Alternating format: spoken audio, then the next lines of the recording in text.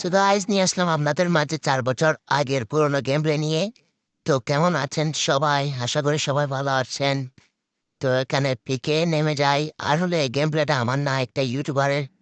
তোমরা দেখি বলো তো ইউটিউবারটাকে। ইউটিউবারটা এখানে পিকে নামে।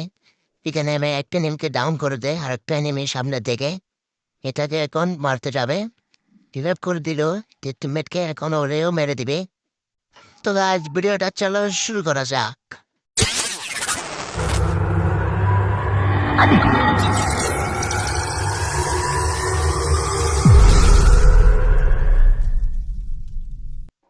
তো গাইস এখানে সামনে একটা এনিমি থাকে, ওটাকে ডাইরেক্ট দিয়ে দিবে রাশ। টাচ দিয়ে এনিমিটাকে মাইরা দে। তারপর আরেকটা এনিমি আসবে, এটাকেও মাইরা দে প্লেয়ারটা। এখন দেখা যাক লুট করবে কিরকম এখানে। এইটি আলচিপের উপরে উঠতে উঠতে দেখে এনিমিটাকে এখন মেরে দিবে। ফেমাস দিয়ে এনিমিটাকে মেরে দিবে। হ্যাঁ না ও মেরে দিচ্ছে। তো ওল্ড ফ্রি ফায়ার দেখো, আগের ফ্রি ফায়ারটা থাকলে কতই না ভালো হতো। দেখো এটাকেও মেরে দিছে। এখন না গেম খেলে আগের মতো কোনো মজা পাই না। আগে গেম খেলে যে মজাটাই না পাইতাম।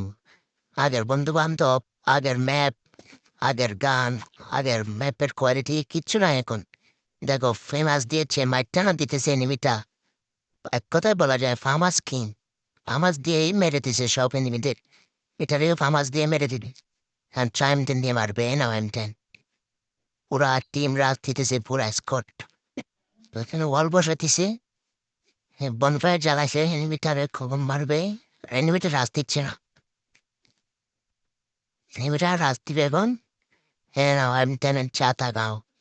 আসলে তখন না হ্যাটচুট কি জিনিস সেটা বুঝতো না মানুষ। ফ্রি ফায়ার প্লেয়াররা তখন হ্যাটচুট বুঝতোই না, তখন এনিমি মারতে পারলেই হয়েছে। দেখো এনিমিটারে মারতেছে কোনো হ্যাটচুট নেই, তখন হচ্ছে মারতে পারলেই হয়েছে। হ্যাটচুট আর বডি ড্যামেজ কোনো ফেক্ট পড়তো না, মারতে পারলেই হয়েছে। তাই তখন মানুষ বডি শট মারতে বেশি। এখন ফ্রি ফায়ারটা তখন তেমন একটু ডেভেলপ হয় নাই, তাই আর কি। তো এখানে ম্যাচ শেষে দুইটা এনিমি থাকে, ওই দুইটারে মারার জন্য যাবে এখন। রাজ দিবে এনিমিটিটারে মারার জন্য লঞ্চার দিয়ে। হ্যাঁ নাও লঞ্চার। লঞ্চার একটা লঞ্চার মেরে দুইটা এনিমি শেষ ভুইয়া।